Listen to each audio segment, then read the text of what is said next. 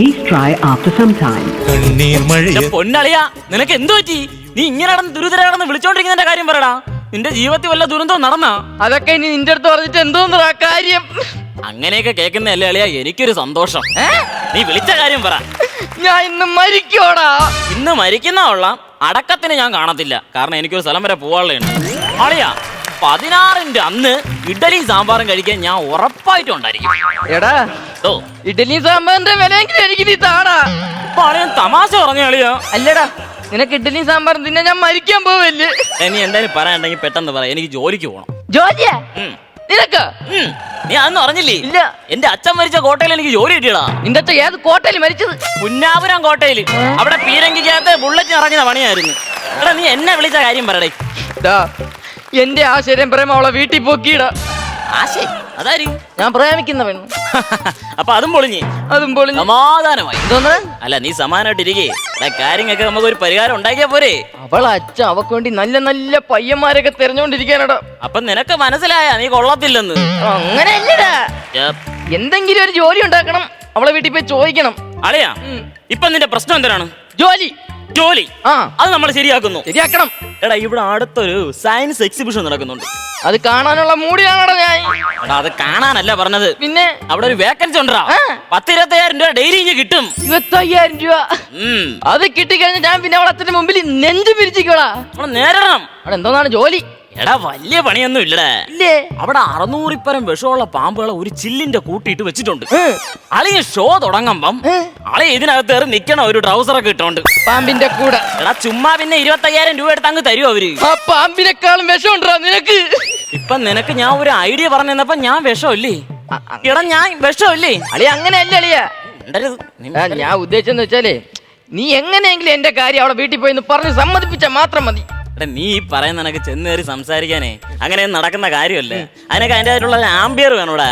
Mic set വിളിച്ചു പറയാനല്ല ഞാൻ പറഞ്ഞ. നീ പോന്ന് തുറന്നു പറയുന്നു. മൈക്ക് സെറ്റ് പിന്നെ ആംപ്ലിഫയർ ഒക്കെ കൊണ്ടുപോകണമെന്ന് പറഞ്ഞു.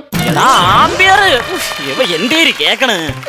എന്തൊക്കെ പറഞ്ഞാലും എന്റെ കൂടെ നിൽക്കാൻ ആരുമില്ലടാ. ഞാൻ ഇപ്പോഴും ഒറ്റയ്ക്കാണടാ. പിന്നെ ഞാനാരടാ നിന്റെ? നീ എന്നെ നിന്റെ കൂട്ടുകാരനായിട്ട് കൂട്ടിയിട്ടില്ലേ? നീ എന്റെ കൂടെ അവളെ വീട്ടിൽ നിന്ന് ആരെങ്കിലും ഇവിടെ പ്രശ്നം ഉണ്ടാക്കാൻ വന്നാൽ നിന്റെ മുമ്പിലും ബാക്കിലും ഞാനുണ്ട്. എനിക്ക് അത് മതിടാ. നീ എന്റെ കൂടെ ഉണ്ടായാ മതി. ഏടി വള്ളി കാലി ചുറ്റിയടാ. അലിച്ച് പറിച്ച കളയടാ. എവിടെയെങ്കിലും കണഞ്ഞെടുത്ത് അല്ലടാ, അവളെ അച്ഛൻ വരുന്നടാ.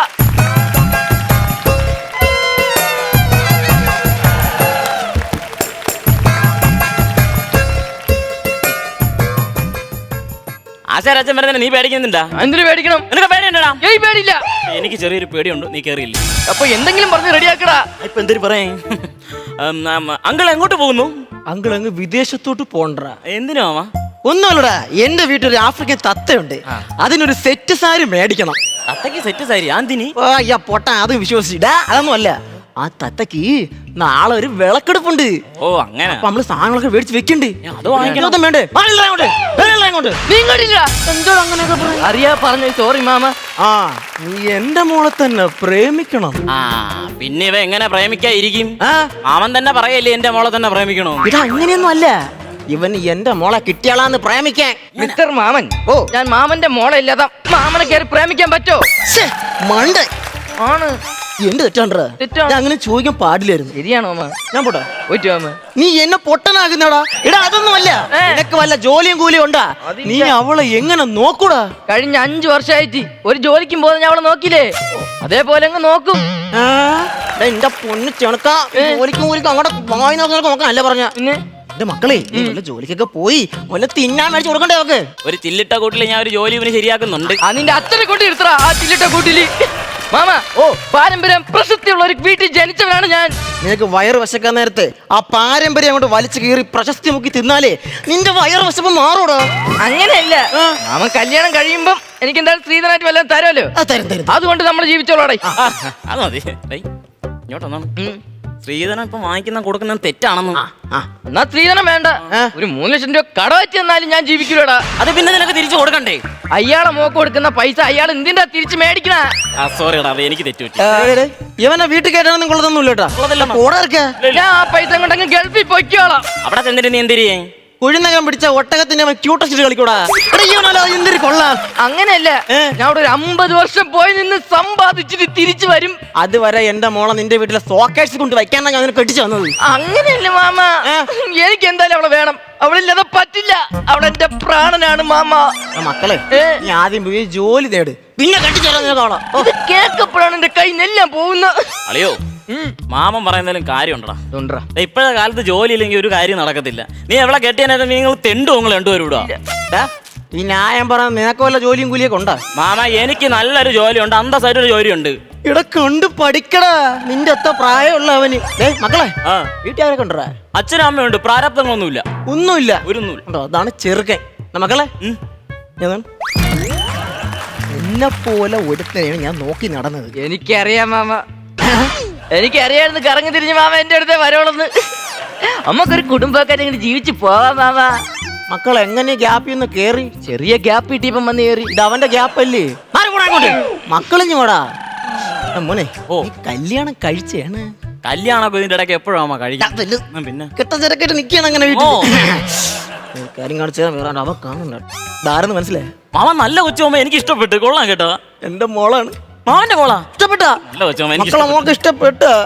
മക്കളെ മോളല്ല, മക്കൾക്ക് മോളെ ഇഷ്ടപ്പെട്ട. ഇഷ്ടപ്പെട്ടു. അപ്പൊ വേണ്ട ഒരു സെൽഫി എടുത്താലേ? സെൽഫി ഒക്കെ എന്തിനാ എടുക്കുന്നത്? ഒന്നുമില്ലടാ, ഞാൻ ഏത് ഫോട്ടോ എടുത്താലും എന്റെ വൈഫിന് ഞാൻ അയച്ചു കൊടുക്കും. എന്റെ ഫോട്ടോ എന്തിനു വൈഫിന് അയച്ചു കൊടുക്കുന്നത്? ഒന്നും മനസ്സിലായില്ല. നീ എന്തിനാണ് ഇവിടെ വന്നത്? അളിയന്റെ കാര്യം സംസാരിക്കേ. ഇപ്പൊ എന്തിനാ ഇവിടെ നടക്കുന്നത്? എന്റെ കല്യാണാലോചന. എടാ നാളെ നിന്റെ അടുത്ത് 100 തവണ ഞാൻ പറഞ്ഞു എനിക്ക് ആശയില്ലാതെ ജീവിക്കാൻ പറ്റൂലെന്ന് പറഞ്ഞു. ഇപ്പൊ നിനക്ക് എന്റെ ആശയം വേണം. എടാ, എനിക്ക് ജോലിയുണ്ട്. ആ കൊച്ചിനെ എനിക്ക് ഇഷ്ടപ്പെട്ടു. മാമനും ഓക്കെ. നിന്നെയും കൊല്ലും നിന്റെ മാമനെയും കൊല്ലും. എന്റെ കാര്യം പോയി പറയടാ, പറഞ്ഞു ശരിയാക്കടാ. നീ സമാനപ്പെടും, ഞാൻ പറയാം. പറയടാ. അവള് പറഞ്ഞടാ നിന്നെ ഇഷ്ടപ്പെട്ടത്. ഓ ആണ്. അവളൊരു കലാകാരി ആയത് നിന്റെ ഭാഗ്യം. അവള് പറയുന്നറിയാമോ, ഈ പാട്ട് പാടാനൊക്കെ കഴിവുണ്ടോ നിനക്ക്? മക്കള് പാട്ട് പാടോ? തഴുകി ഉറക്കമുണർത്തുമെൻ മാമനെയാണ് എനിക്കിഷ്ടം. കഷ്ടം. അമ്പാഴം തണലിട്ടൊരിടവഴിയിൽ കുമ്മായം കുറി തൊട്ട മതിലരികിൽ